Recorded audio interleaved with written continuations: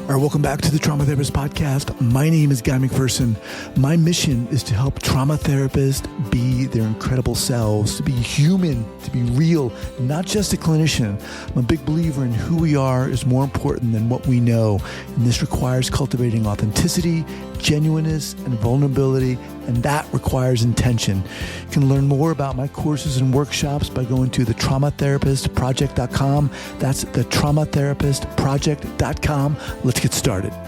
All right, here we go. 5, 4, 3, 2, and 1. All right, folks, welcome back to the podcast. Very excited to have as my guest today, Valerie Huard. Valerie, welcome. Thank you so much, Guy. I'm so happy to be here. Appreciate that. So from trauma to triumph, Valerie has seen it all. She's a published author, speaker, and expert who works with people from all over the world. She brings you on a decluttering journey to declutter more than just your space. Valerie is the co-founder of DoWellHT.com, which we'll be talking a lot about today. Valerie, welcome to the podcast. Thank you. So before we get going here, share with the listeners where you're from originally and where you are currently. Yeah, I'm from Quebec province originally, near Montreal. Okay. And now I'm in Ontario, Canada. Okay. I'm still in Canada. Okay. So really interesting, Valerie. I don't know if I've spoken with anyone who's done what you've done. So break it down. How the heck did this start for you? You know what? Unfortunately or fortunately, I suffered from childhood trauma. And from there, I got a diagnosis of complex post-traumatic stress disorder. And that means that I started accumulating a lot of clutter, both in my mind and in my home. All right, hang on. So what age are we talking at here? I'm talking age 3 to 11. Wow. Okay. Yeah.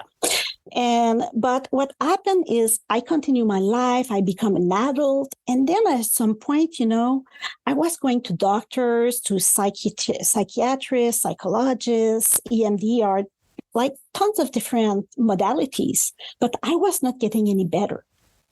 And the doctor at some point told me, you know what? I don't know what to do to help you. Did they know or recognize that there was trauma? Yes, I was diagnosed. I was on medication. They did the MDR. They did lots of different modalities. Wow. And then what happened was really curious. My mom was wanting to help me, but yes, they were the trauma. It was a therapist dealing with that. But one day she told me and she asked me, Val, I don't understand. How are you cooking for an army?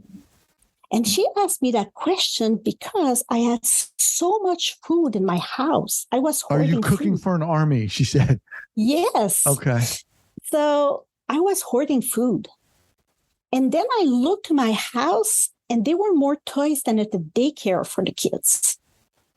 I had more clothes than anyone needs, 3 size up, 3 size up, 3 size down. Mm.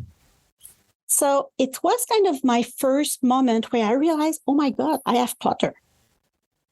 But life continued, and we arrived at the point where my husband, JM, co-founder of DoWell, we were posted because he was military. Mm-hmm. So as military family, we moved, and the movers came and said, you know what, we cannot move you. So that was the first big shock. We cannot Why could they move you? Because we had too much clutter. Now, if I may here, and forgive my ignorance, but is there a differentiation between clutter and hoarding? Yes, they are. Okay. So I was having lots of belongings, but I was able to invite people at home. People were able to circulate in the home. It's just that all my hidden area were so packed that you cannot add an eraser. Okay. So all the storage room, the system room and the electrical room and all those kind of things were really packed. So what happened there is I had to let go of half the belongings.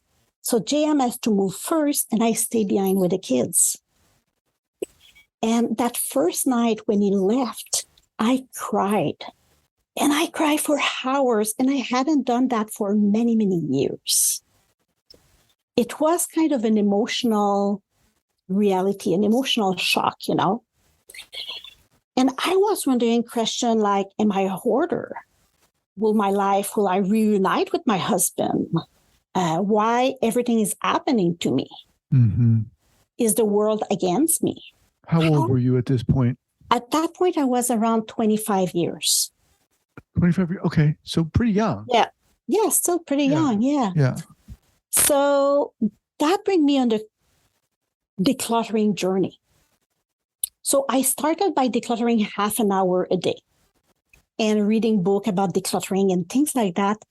And a couple of weeks after starting decluttering, I realized that I was more and more in touch with my emotion. Wow. So the fact of touching belongings, you know, when you touch your belongings, there's a link between the belongings, the sense of touch, and the limbic system in the brain. So that was generating a wave of emotion and memories. And because I was doing it progressively while decluttering, I learned to manage my emotion that way. And I learned to declutter and let go of what I didn't need in my mindset. So it was a really good experience, and we were able to reunite the family and all of that later on. Mm-hmm. And then I decided to say, there's other people like that out there, and I need to help them. So I become a professional organizer and start working with people on decluttering, and then specialize for people that has clutter and trauma. Wow. Okay, hang on a second. So first of all, really, I mean, fascinating. And thank you so much for sharing this, your story here. What is the link between the two? Maybe? Well, not yes, but also I guess my question is, was there anyone who had drawn any kind of relation between your trauma and your cluttering? Not in the medical world at all. Not in the medical world or the psychiatric or therapist world, mental health world? Nope, not at all. The question was never asked. Right. They were looking at me on the PTSD side. Right. And I see that a lot with clients. They are seen on the hoarding side, and they don't ask the question about PTSD. Or I see people that ask PTSD, and they don't ask the question about hoarding. Mm-hmm. I see that days in, days out. Now, are you saying that you were cluttering as a direct result of your PTSD? Yes. And it was helping you. Was it a reaction of anxiety or what? It was a coping mechanism, like building my nest, my fortress around myself, so I'm protected. That's one thing. The other thing is when you had a trauma, the brain changed the way it works. And people become on a higher level of alertness. Like the fight or flight response is always, the amygdala is always in request. So the cortisol raised in the brain, but on people that do not have trauma, they discover that it does not reduce as much as during the night. So it's always stay too high. Mm-hmm. And what is fascinating about that is, it's fascinating, but it's not fun. It's that it's slowing down the frontal lobe. And this is where are the executive functions. So we're talking about organizing, planning, sorting. They are all part of the executive function.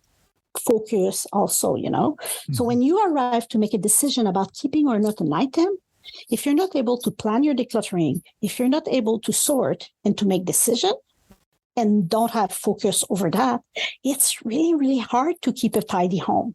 Mm-hmm. It's really hard. So people start accumulating clutter because their executive function are slowed down. I'm not saying that they're not working at all. I'm saying that they are slowed down.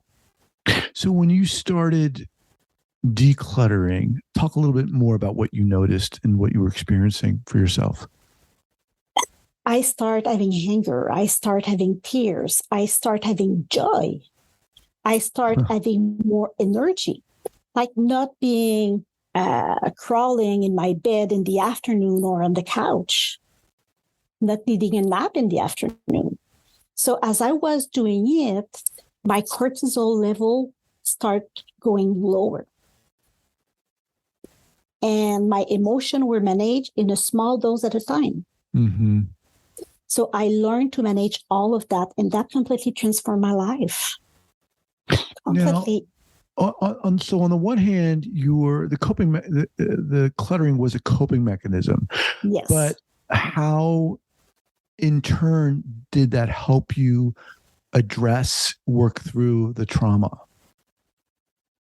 That's weird to say, but it kind of went by itself.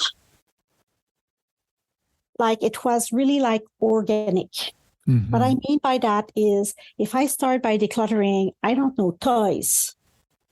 At some point, toys bring some memory from my childhood. Mm. It may be Legos, for example. And then I let go, and I may have a flashback that happened, and then I deal with it, and it goes. And I learn progressively to be able to do not have any more flashback, do not have any more nightmare, do not crawl in the afternoon. So it's really a process. And I see that a lot with my client. When we work on reducing their level of cortisol, they really start feeling better. And they're more equipped to face the mindset section of the trauma. Mm-hmm. And I'm not doing therapy with them. I'm not a therapist. Like, yes, I studied occupational therapy, but I'm not a psychologist Right. So I'm not doing therapy. But when we're talking, we're looking at, I am here today and I want to be there in my life. Mm-hmm. What are the steps in between to get there? Right. And this is really what we're working on by letting go of different things, by as simple as washing your floor. Right. I mean, because some people do not do it. Right. I mean, it seems what you're talking about here on one hand could seemingly seem simple. Okay, decluttering. And yet the way you described it is, you started having emotions.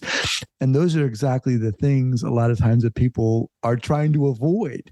So True. in a sense, it makes sense to me that people going through this would be wise to have some mental health component in their healing. In their healing. Totally agreeing with that. Agreeing with that. Yeah. But we use some techniques like wearing a pair of gloves when they declutter, and that cut the emotion wave that they receive because they're not touching the object directly. Wow. So they still have emotion coming, but they're more manageable. Huh. So they're able to declutter 40% more when they wear a pair of gloves. Wow. And they're less exhausted after a period of, let's say, 30 minutes or an hour decluttering. All right. So at what point, Valerie, did you say to yourself, all right, I'm going to create a business around this. I want to help other people. How did that go for you? That was in 2015. And at the beginning, it was really to help other military family to be able to move and be able to be reunited. Because, in military, there's tons of trauma. So that was my first focus as a military family. And then I start having other clients in the city and things like that. And all of my clients were having trauma. All of them. How did you know? They just opened up to me when we were doing the decluttering. Is it because I'm conscious of trauma and I have a natural ear for that? I still did all my mental health course inside my OT studying. So is it because I was aware of that touch, But it really kind of become natural in the conversation. And then we reach out to different doctors and people that did research to try to figure out, is there really a link between trauma and clutter? Mm-hmm.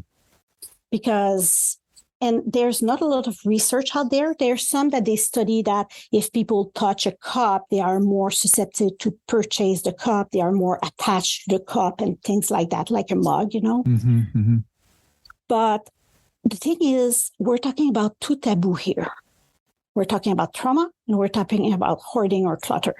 Mm-hmm. And there's no money out there to do research.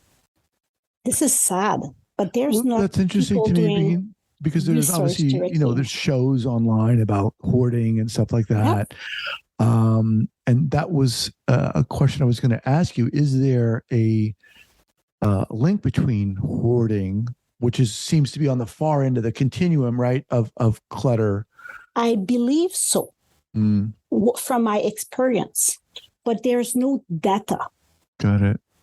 There's not enough. Yes, I had a lot of clients, and we have over 28,000 people purchasing our book, but the thing is, there's no data collected scientifically about that. All right, let's just pause here for a second to thank our sponsors. All right, we are back. You mentioned the book. Talk a little bit about the book. So we had our first book, Put That Stuff Down, that was out and published in 2018. But we have our second one coming, Put That Stuff Down too. That will be way more complete. And that one it's on the print right now. So it will be out really, really soon, like probably in the next month or so. And in that one, we really include some of the explanation about the missing link between clutter and trauma.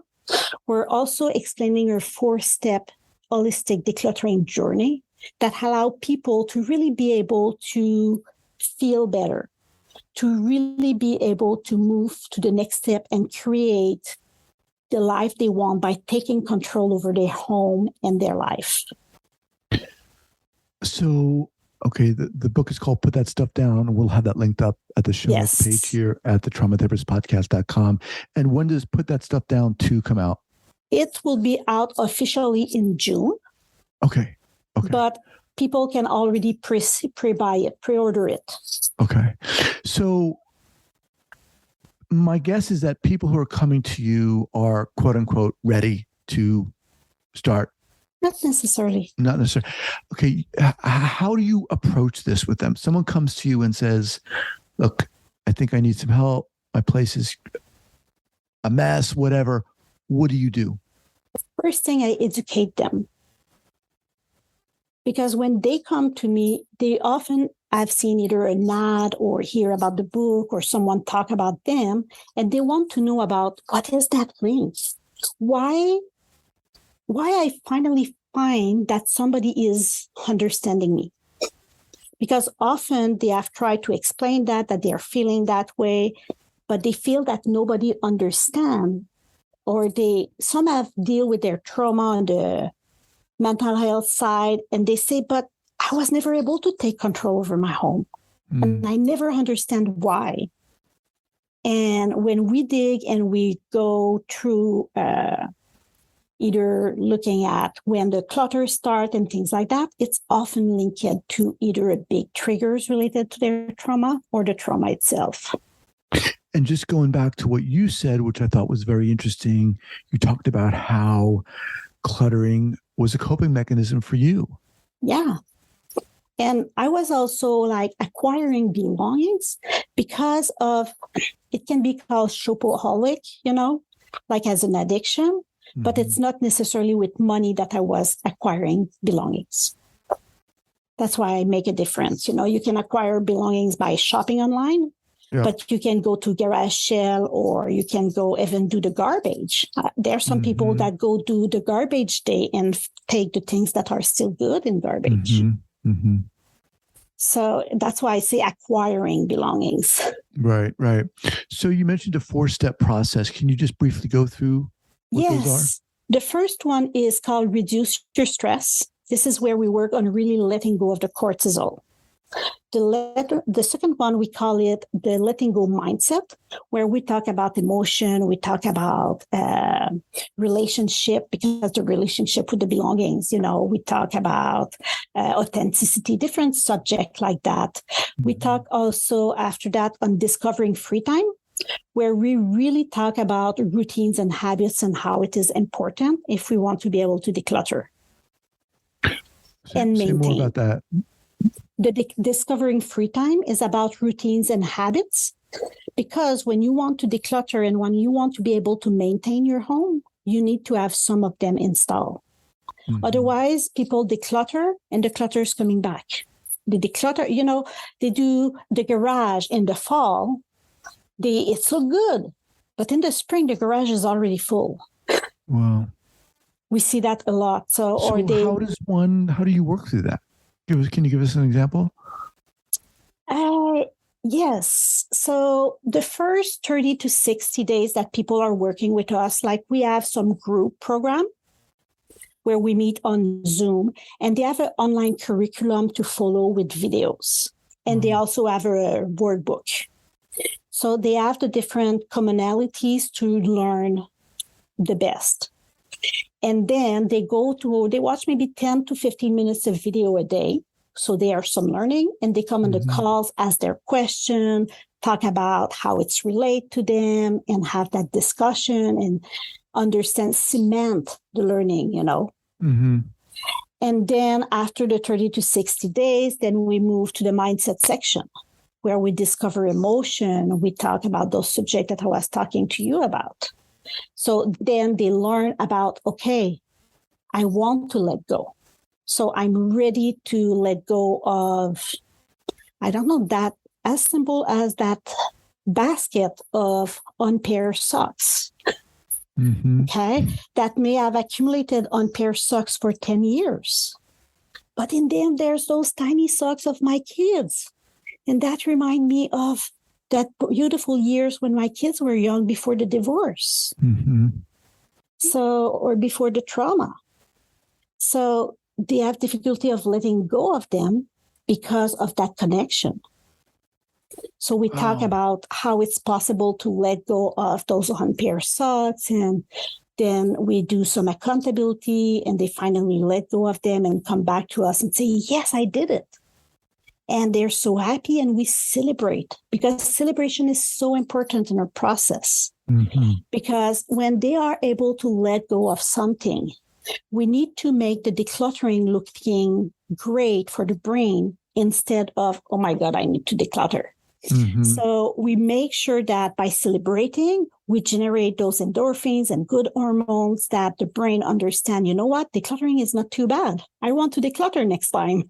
So it's become easier and easier to get started, because often people say, I want to declutter, but I'm not able to start. I'm procrastinating. I'm postponing to tomorrow. Let me just remind everyone I'm speaking with Valerie Huard of DoWellHT.com. Again, we'll have that linked up at the show notes page at traumatherapistpodcast.com. The book is called Put That Stuff Down. This is really fascinating to me. So do you also work with people who hoard? Yes, I do. So you work on the continuum of hoarding. Yes. If you could use that term. Yeah. Because I discovered that it's the same process. Right. Now, let me kind of put you on the spot here. Can you kind of give us a thumbnail sketch of a client, someone who came to you, and how you worked with them and what they experienced and how they were able to move through this process? Yeah, so let's think about, I will name her Irene, for example. And when Irene joined us in November, it was November 2021. So she was in Canada, and she was having the problem of having her heating not working. And she couldn't let somebody get in because there were about 6 inches of things everywhere on her floor. And of course, piles that goes higher at some place. But she was so ashamed that she cannot open the door to let somebody in to repair her heating. And we're talking in Canada in November. Right. So that means she was having a temporary heating system, electrical, but working all the time with some papers around. So that was a fire hazard. Wow. That was really dangerous. So we work with her to make her really reduce her level of cortisol by helping her using some different techniques like meditation, heart-brain coherence, the doer's reset, mandalas. We have about 10 techniques that we suggest into her program. And by practicing them often and including that in her routine, she was able to reduce her level of stress. So this is the first thing you do. Yes, this is the first thing we do. It's, my mind is going, well, the first thing is to clear up the space, but not even. Not the even. first thing is to distress. And look how beautiful it is. I know that the level of cortisol is reduced when they arrive on a call, on a Zoom call, and they tell me, you know what? Today I sort my mail right away when it arrives. And I put in the recycle the one I do not need instead of piling up. So those little tiny actions that we know we need to do, but that we don't do when we're overwhelmed and overtired and on alertness. So they are able to do them. So when we arrive at that point, we're able to say, okay, let's talk about letting go and emotion. And they are starting to declutter some of the belongings at that point. So at that point, that client, Irene, was able to clear her floor. Wow. Okay, during the period we were doing the mindset section. And then we arrive on times and routine, working with her, like, for example, looking, okay, how is your bedtime routine looking? Oh, I'm going to bed at 3 a.m. because I'm not able to sleep before. If I go to sleep before, I will have nightmares. Mm-hmm. Okay, let's tackle that. How is your bedroom? Oh, it's full of clutter. Okay, we'll try to have your bedroom with a little bit less of clutter, and we'll try to fall asleep, go at maybe 10 p.m. Now, during this time, are you bringing up the word trauma? Are you interfacing with a therapist? Where does that come in, if at all? They often bring it on the Zoom call, but we're not talking about the trauma itself. Right. We're talking about the effect that the trauma has on their life. Mm-hmm. And so, for example, she can tell me on the call, you know what, I feel that I fell back in flashback when I want to tackle my closet. Okay, what's scaring you in your closet? I have that T-shirt that we made together, like, as an example. And then she talks about the story. And that was the T-shirt that they made, for example, on their first date together. The together is with somebody that become her abuser in the future. Mm. But she still have the T-shirt inside her closet. Right. So we don't talk about letting go of the trauma and all of that. But then I will ask her, okay, if that T-shirt is scaring you, wouldn't you feel better if that T-shirt is not in your closet anymore? Oh, yes, I will be able to go pick my clothes in my closet and put back my clothes in my closet when I need them. Okay, so we put on some gloves and we let go of that T-shirt. Wow. And that often frees them so much. They feel so much relief, so much pressure, that they feel way happier and peace of mind. And after that, they're able to declutter their closet because there were that element in the closet that we need to pinpoint and get out. Right, so they were able to now tackle their closet. Wow. So that's really when we work on mindset. And then, as I was saying, we talk about the routines. And that same client I was talking to you, when we were working on the mindset, like maybe 2 months after being in the program, her eating system was repaired because her floor was clean. So the person came and repaired it. And then our goal when we talk on mindset was, I want to have my grandkids come home. Mm. So we work on that. We let go of some of the belongings. And I will say that when we arrive in the deep decluttering, that's after looking at the routine, we arrive in the deep decluttering, it goes well, people are let go. We have checklists on how many pair of pants should somebody have? Right. How many, do we need 3 size up, 3 size downs? Or how many pairs of shoes? That's another subject. Right. So, but the thing is, what is fascinating is as they let go, they learn to let go of the heaviness of the trauma in their life, and they take control over their life. Wow. And when they take control over their life, they're now able to create what they want in their life. Sure. So that same person, Irene, after 10 months in the program, instead of being on disability, having difficulty breathing in her place because of the clutter that was dusty, she has no more breathing problem. She was able to invite her grandkids to come to have a dinner together. And she was even not on disability anymore. She was working part-time. Jeez. This is changing life. Wow. Valerie. All because we declutter. Wow. Yeah. Man.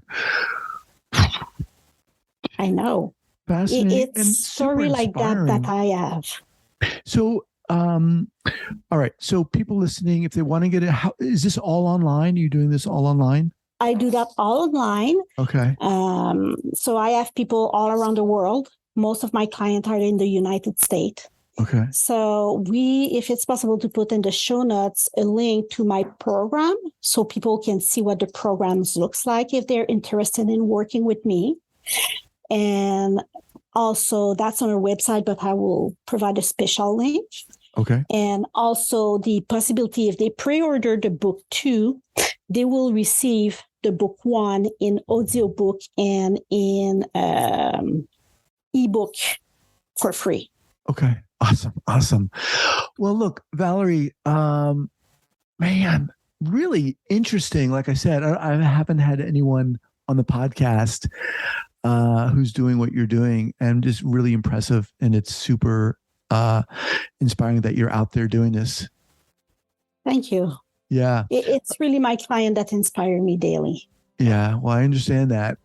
What's the best way for people to get in contact with you? It's really with the link that will be in the bio. On it, there's all my social media that are there. Everything will be inside the link that we will provide. Okay. And just, again, your website is dowellht.com. Exact. Yes. Awesome. All right, Valerie, pleasure having you on here. Thank you so much. Thank you. All right. Bye-bye.